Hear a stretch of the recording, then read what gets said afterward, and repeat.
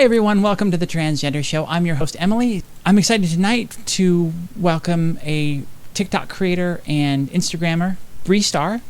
She describes herself as a psychologist with a big mouth who meets herself at the intersection of many margins. Please welcome to the show, Bre Star. Hello. Hi, Emily. Hi, everybody. Yeah, thank you so much for being willing to come on the show and share your story. We're all very excited to get to know you a little better. Thanks for having me. I appreciate it. All right, so let's dive into your story. We've already gotten into a little bit before asking how you identify and what your pronouns are. Oh, I identify as a trans woman, male to female, she, her, hers, pronouns. Yeah, I'm binary. I'm one of the boring binary folk. I love being binary. We love everybody under the trans umbrella here, and it's just as valid to be non-binary and find a space somewhere else on the spectrum, or a space that's flexible and moves around on the spectrum, as it is to be one of the binaries, one of the boring binaries, as you say. Yes, the ultimate goal is to be comfortable in one's skin, to be comfortable in one's identity, and whatever that journey looks like for you. Mm-hmm. How did you choose your name?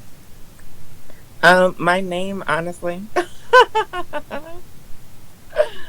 I really just rearranged it slightly. I feminized my birth given name, for the reason that it was given to me and the meaning behind it.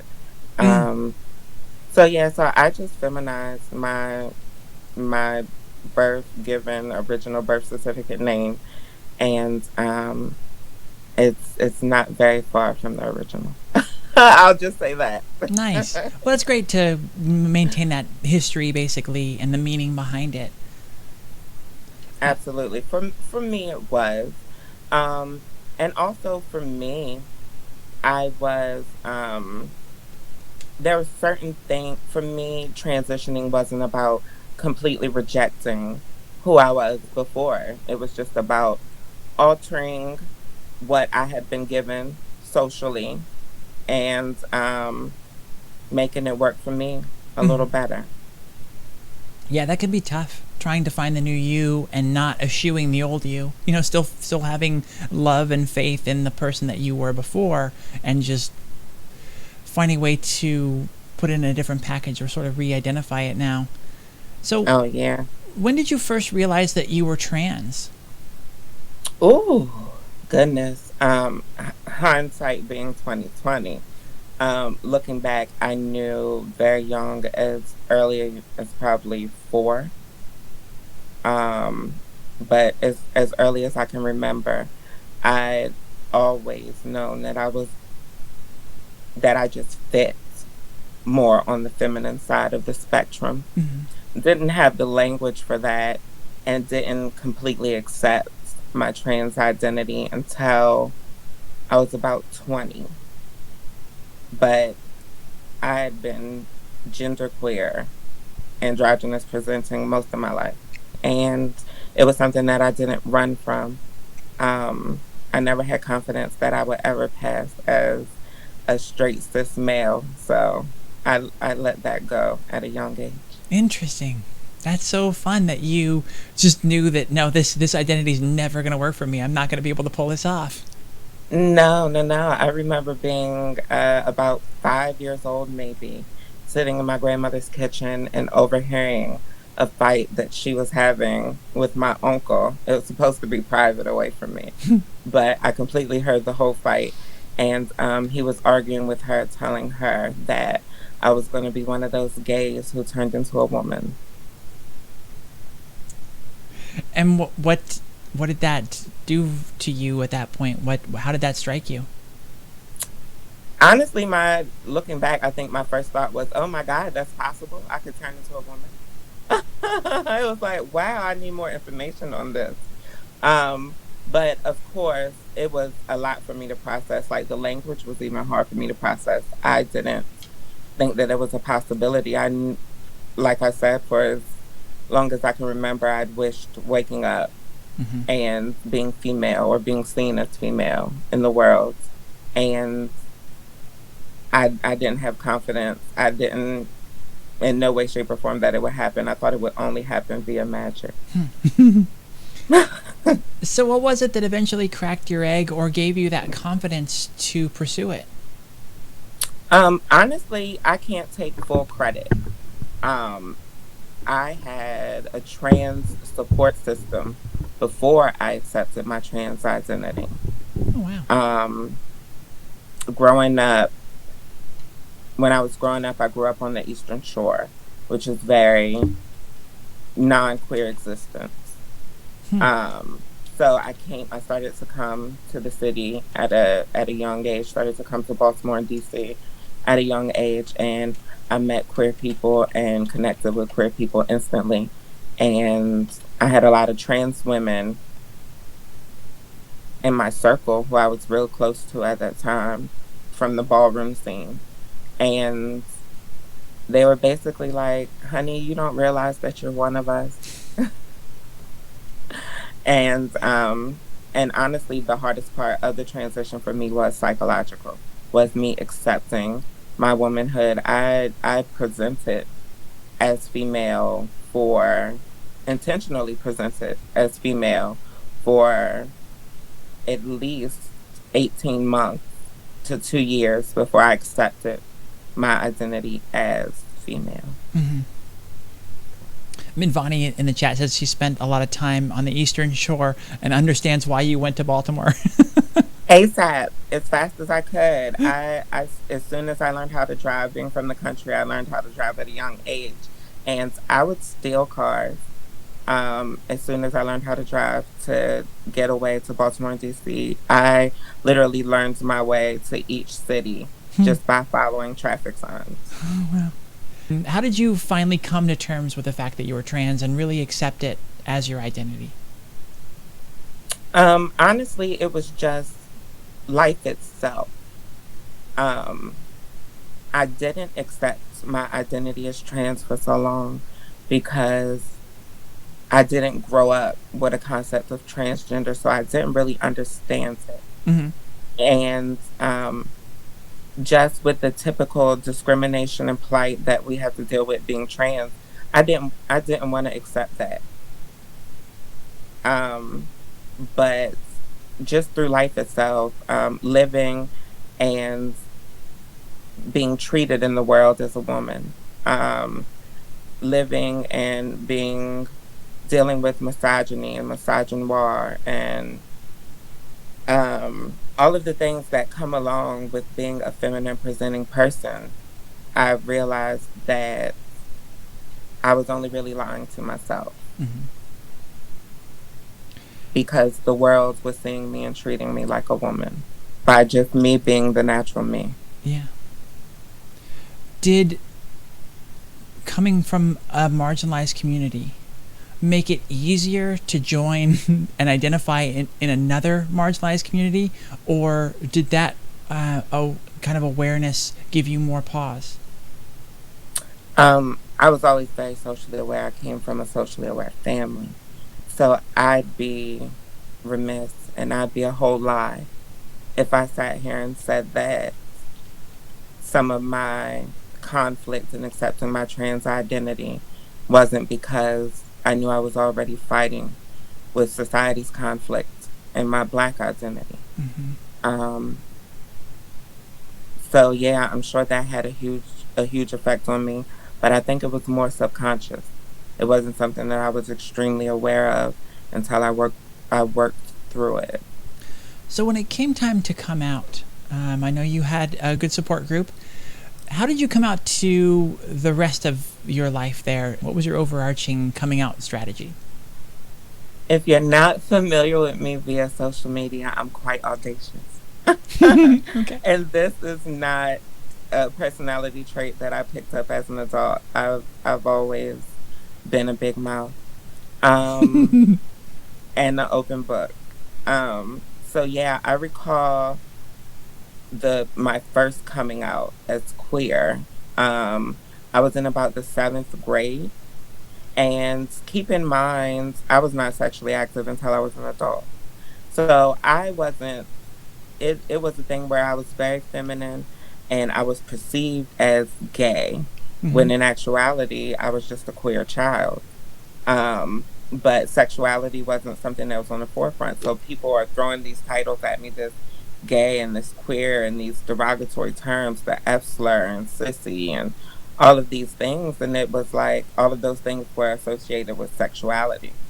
And for me, that was really weird. It was like, are y'all trying to force me to be queer, or is this something I can naturally evolve into? But kids attempted to bully me when I was younger and use that as a slur, or use that as a strike against me. So in the 7th grade, still being unsure about my sexuality, I came out as gay. And that was kind of a way for me to throw it in my bully's face, or for me to throw it in my peers' face. Like, this is not something I'm ashamed of. This is not something that you can make fun of me about. But I can find thousands of things to make fun of you about. Nice. Yeah, I was never able to turn anything a bully said on to me back on them. I was just cowering. So the fact that you were able to take what they were trying to use as a slur against you and own it and say, hell yeah, I'm gay, what are you gonna do about it, kind of a thing, that's wonderful. Had we been friends in school, they wouldn't have picked with you. Well, as soon as I get my time machine together or whatever, come pick me up. Maybe in the next life. Hopefully we can believe in reincarnation and have that happen, and we'll look for each other. I do believe that that's likely, just because of weird dreams that I've had in my life. So I would not be shocked to find that reincarnation was facts. So who was the hardest person for you to speak to when you were coming out? Full disclosure, I think all of the straight people close to me, it was hard. It was hard to have those conversations with everybody who I should have said I perceived as straight, or who were straight assuming. Because come to find out, I have a queer ass family. But that's amazing. I love that. I have to take credit. I think that my audacity definitely helps a few of them.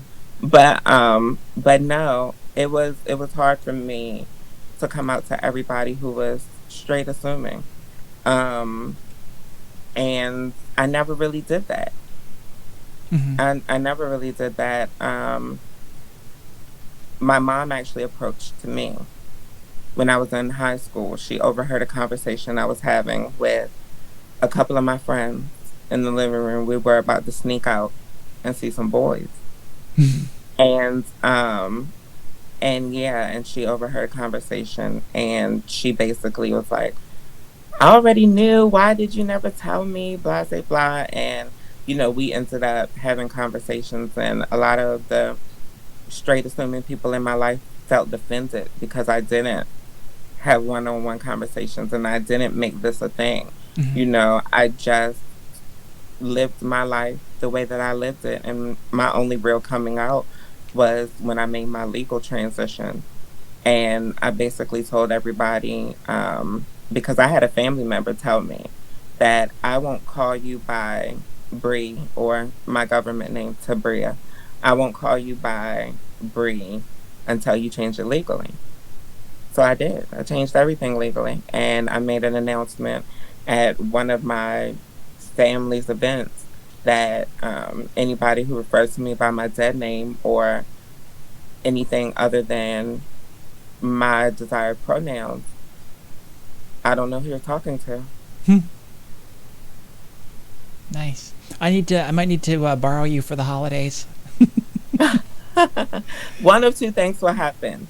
Your family will either garner a lot of respect for you, or they will completely hate both of us and kick us out.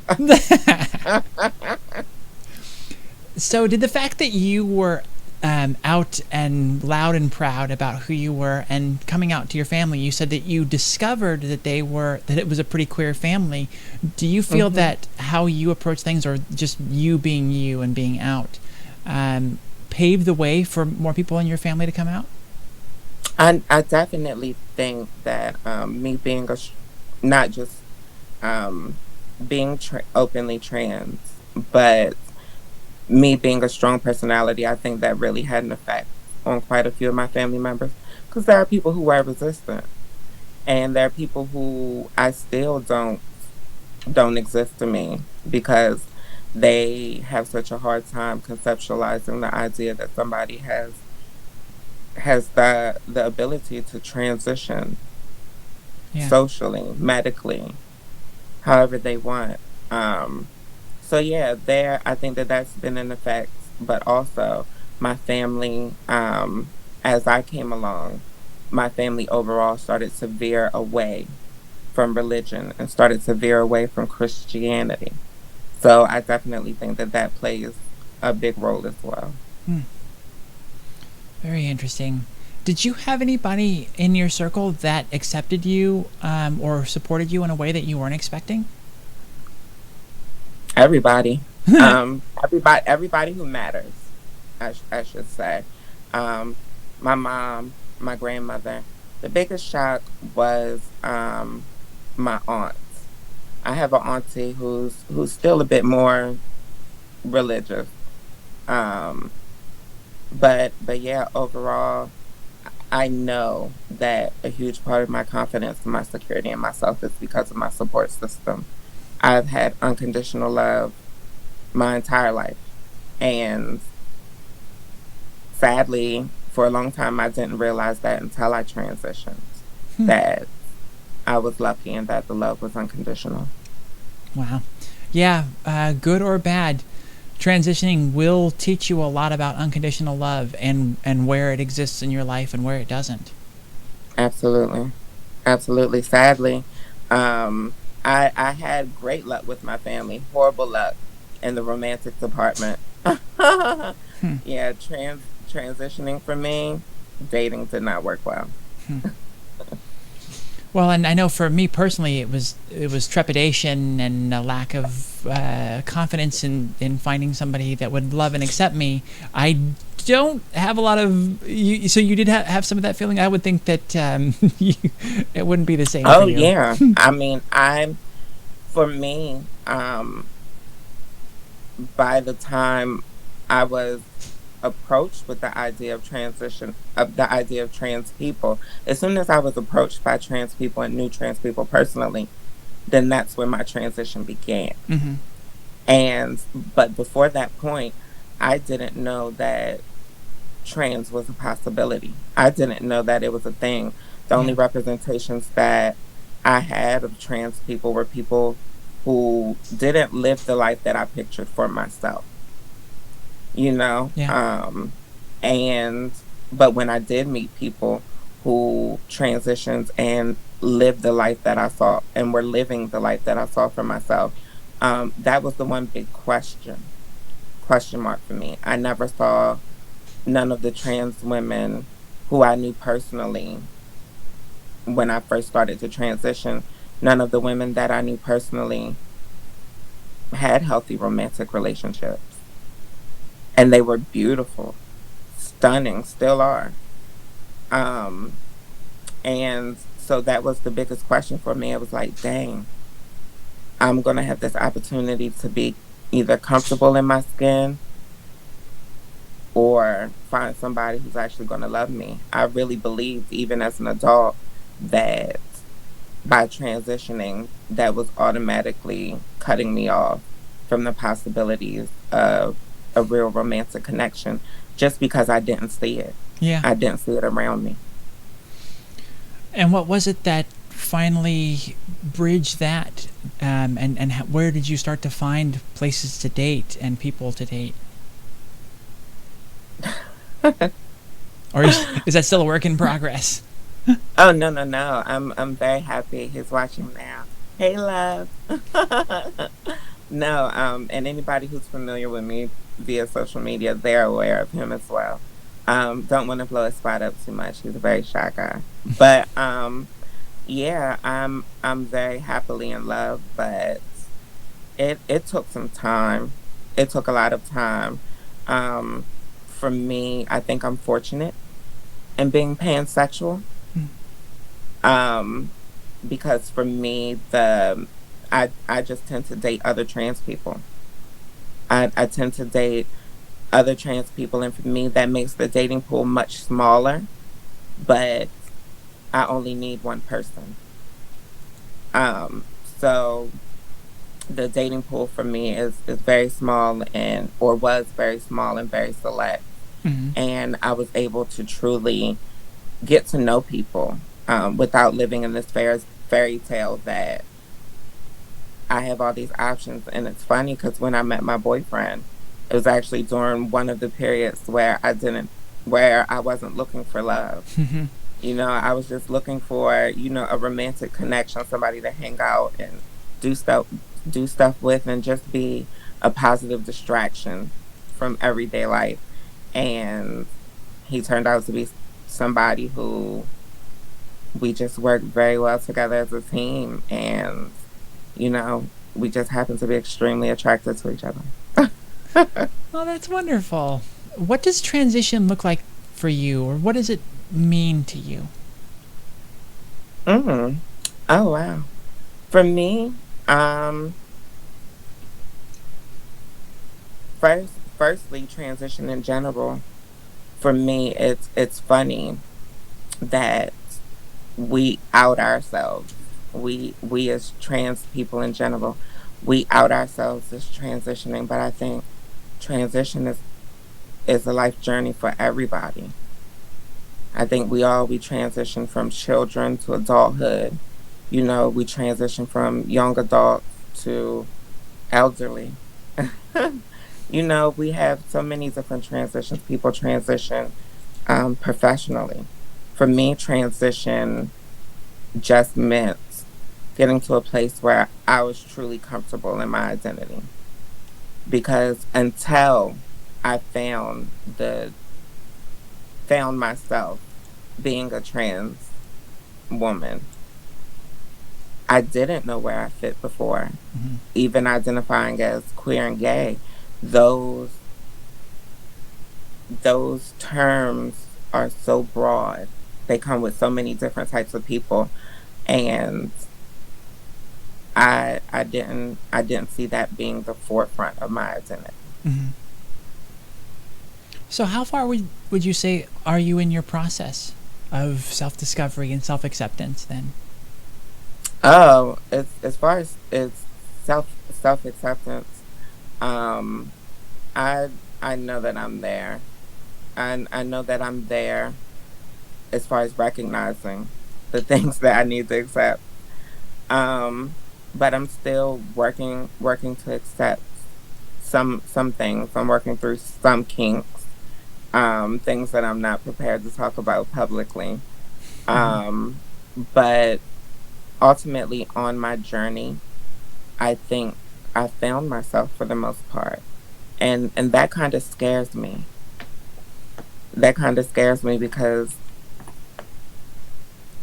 I'm scared that one day there's going to be nothing left to discover about myself. Mm-hmm. You know, only things to discover about other people, which is still interesting, but you know, it's scary when you've been discovering yourself for over 30 years, and the idea that I'm going to completely know me one day, it's a little frightening. Mm-hmm. I think that will be quite a ways off. Like you said before, there's so many things in life that we transition through, and the one constant in life is always change. So Yeah, there will always be absolutely. something new to discover about yourself. Or something new for me to discover about myself in a given situation, i.e., pandemic. Mm-hmm. Hmm. So what were some of the key fears that you've run into throughout your transition, and how have you overcome those? My biggest fear, honestly, is safety. Mm-hmm. Um, I've already passed the age of expectancy for a Black trans woman, and I'm a Black trans woman who lives in a dangerous city that is known for killing trans women. So that is my biggest fear. And I know that that's my mother's biggest fear as well. Maybe it's some projection going on. But the way that I deal with that fear is, and my boyfriend hates it because he's so nonviolent, but I'm so realistic. I love to go to the shooting range. I've been comfortable with firearms since a teen. Part of that being growing up in the country, growing up with hunting rifles and things like that. I can promise you that at any given time, if you ever see me or if you're ever around me, I will have something in my possession to protect myself. I won't elaborate any further than that. I am a whole target, and I've lost a lot of my sisters. Those girls who convinced me that I was one of them, not many are here with me right now. And a couple of the ones who aren't well enough to really help me continue my journey in the way that I wish that they could. So as you build a following on TikTok and you advocate for trans people, and I've seen you advocate as well in some of the videos for the Black community,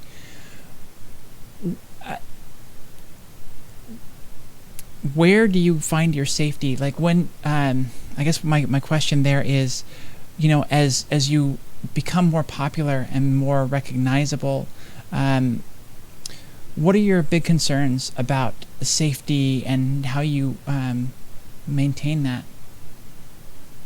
I've honestly avoided, as I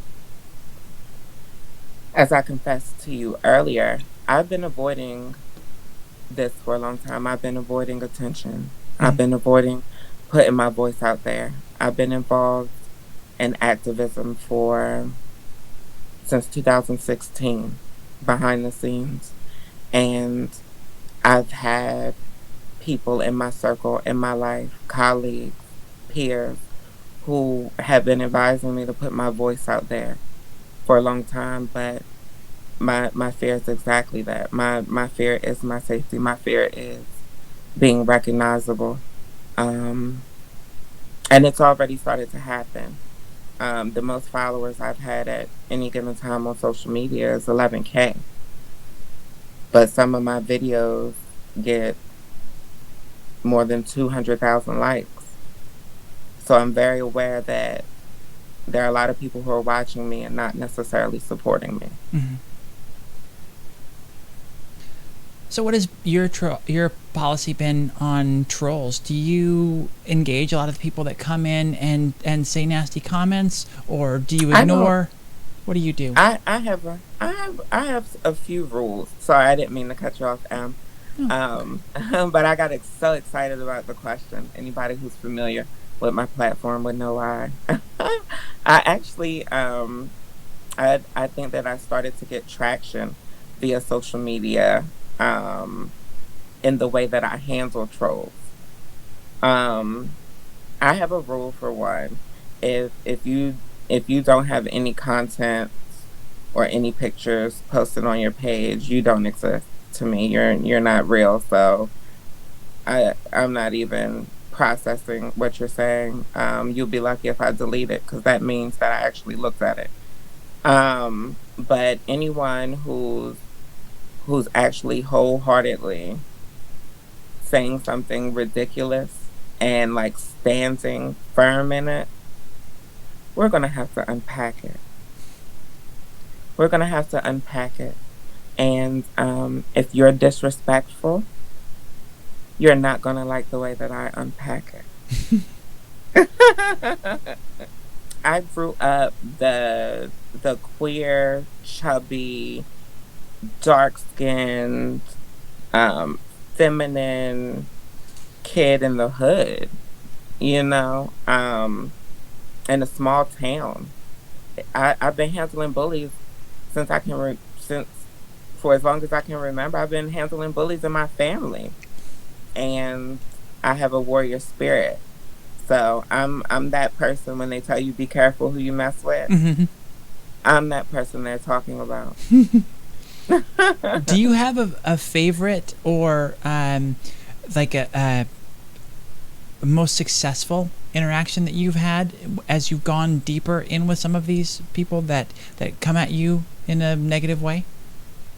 Oh, I definitely have a lot of successful interactions, and that's why I continue doing it. Um, because, as I mentioned before, I've been shut down and I've been blocked before on social media. And I genuinely believe that a lot of it had to do with just the racial biases that we have in our society that are that conflate with social media.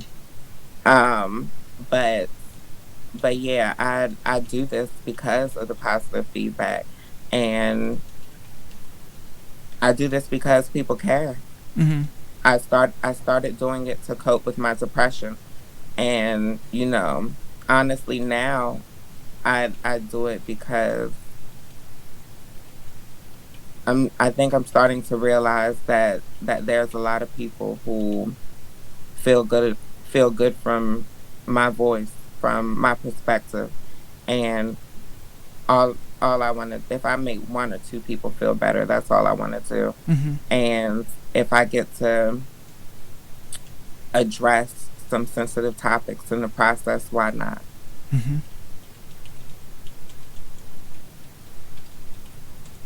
Definitely. So when you're getting into these interactions with people we would call trolls or people who've come at you in a negative way, are you more approaching it as, trying to unpack and learn about them and kind of change their mind and educate them, or are you using it as a tool to show your followers and other people either how to deal with the bullies or just basically how to think about it and how to approach it from a better perspective for themselves? Honestly, all of the things. Hmm. I want, my ultimate goal would be in responding to someone who we consider a troll. The ultimate goal would be to have them question their own perspective. Yeah. I don't need to change your mind. I don't need you to believe what I believe. But I do want you to understand that there's a possibility that what you believe is wrong, or there's a possibility that what you believe hurts other people, or there's a possibility that what you believe is toxic. Did you have much of a plan when you started out, and have you deviated from that? Yeah. My plan was to be able to pass and live stealth. We see how that worked out. I'm literally on social media announcing that I'm trans in every other post. Um, so yeah, my goals have clearly changed. For me initially, I think just having the opportunity to be a young girl, an opportunity that I never thought that I would have gotten. Mm-hmm. Having the opportunity to be somebody who felt sexy and felt attractive. It happened for me. And I thought that for me, that would be the epitome. I didn't see that happening in my life. I thought that, having a partner to validate my existence and someone to love me and help me love myself, I thought that that was going to be my plateau. I would just have some little side job somewhere, you know, um, but for me, it wasn't enough. And not enough in the sense that I needed more, but it wasn't enough in the sense that I felt like I wasn't fulfilling my purpose. Mm-hmm. I feel like I've been given a few gifts. I've been given this voice, this perspective, and this tough skin. Why would I not use it? Why Yeah. would I not use it for the better? I know we all still have moments of dysphoria here and there. when something like that hits, what do you do specifically to find your validation again, to find that center and to feel Bre, and see her in the mirror? Honestly, that's one of the things that I'm still working on. That's one of the things that I'm still working on. For me, um, dysphoria is not a huge part of my experience, but it is a part of my experience. It does exist. I'm not going to pretend like I'm 100% in love with every ounce of my being. About 98.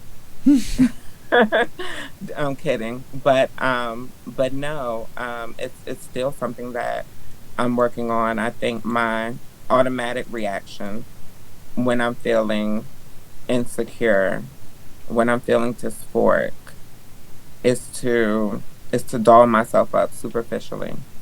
On online, I purposefully stray away from makeup and um the hyperfem expression. For one, I don't want my followers to get used to it. But for two, it's also the bigger point that I want you to focus on my voice and not what I look like. I want you to be here because of my voice and not what I'm wearing. Mm-hmm. You know? Um so yeah. But in real life, I am a typical girly girl who won't leave the house without her hair squared away, who without mascara on. Shout out to all the Jasmine Sullivan fans who get that. Um, but so that's what I do, and that's one of the things that I'm working on because honestly, for me, there is a part of it, and this is not everybody, but for me, there is a part of it where I get dressed up and I get dolled up because I know that I can manipulate people based on the way that I look. And even if that manipulation is just garnering compliments, like, oh, you look so pretty, oh, you look so cute, putting on a pair of heels and a dress and prancing down my block, with my little model walk, just to get some people just to look. And I don't want to rely on that for the rest of my life. I don't want to depend on other people for validation when I'm feeling insecure. It's all, if you're coming, if you're following me because of my facial features or my body or whatever, then you're not going to be following me long because eventually that'll all fade. Mm-hmm. Yeah. Well, and they're just not a real person. Then they're not, there's nothing real in their core if that's what they're after, or that's what they're looking for. And you hit a nail on the head. That's another reason why um, I'm not, I try not to, or I intentionally have made a platform that isn't all about superficialities and the way that I look, because I genuinely did make my TikTok to build connections. And I genuinely do talk to and connect with people online. My best friend, who is essentially my brother now, we originally met online, so for me, getting this traction on TikTok was completely unexpected. I was not expecting to have more people follow me than I could keep track of. Mm. I wasn't. So that was another thing. And I'm also working on being comfortable in my skin and being comfortable without the makeup and all the other superficialities, like I said before. Yeah. So how do you feel transitioning and um, by kind of transitive properties here, your the things that you've been able to do because of that, this advocacy and talking about being trans and trying to help others. How do you feel that all of that has affected your mental health? It honestly started me even going into my profession as a research scientist and as a psychiatric counselor. Um, all of the steps that I made were part of my mental health journey initially. I started my mental health journey before my gender transition, and a part of my mental health journey was me doing what I really wanted to do, and that was just leave the world a better place than I found it. We talked earlier about the fears that you have, and you talked about the key one is safety. What about hurdles? What have been the key hurdles that you've had that have been placed in front of you in your transition, and how have you overcome those? Honestly, I think that the hurdles that I've experienced while trans aren't because of my transness. Um, I'm not going to pretend and I'm not going to lie. It's not something that I I hold with a lot of validity. It's not something I even care about, but I know that for me, passable privilege exists. I know that in my experience, I have been able to pass, and I have, in a lot of situations, had the option of coming out as trans and not being trans assuming. Um, so my transness, I honestly feel like has been something that's opened doors for me because now I can walk in a room, I can hand in a resume, I can work a job and be perceived as a woman. Where pre transition, I didn't have the option of not being seen as queer. I was queer assuming, Mm-hmm. very much so. And I definitely and honestly, um, one of the catalysts for my legal transition was to avoid some of those hurdles. But the main catalyst for me doing that was work. One of my biggest anxieties was being offered a job position and giving them my ID and them seeing the M. Mm-hmm. And then me being automatically from then, me being treated differently because of it. I actually live in a state where you could legally fire a trans person and give them no reason. Wow. Just more stuff that we have to work to change. It's the reason why I'm such a big mouth. So what is your Yeah, favorite thing that you'd say that you have learned through your transition? it's always going to be love for me. I'm a hopeless romantic, and in my transition, after learning how to love myself enough to love somebody else, discovering love and how that could look for me and what I wanted it to look like. And yeah, yeah, the highlight has been building my romantic connection with my boyfriend. Well, that's so sweet. What advice do you have to pass on to young or closeted trans people out there? The bad feelings never last forever. Making a permanent decision for a temporary feeling is never the answer. Thank you so much for being willing to come on here and share your story in such a raw and open way. We really got a lot out of this, and we really appreciate you.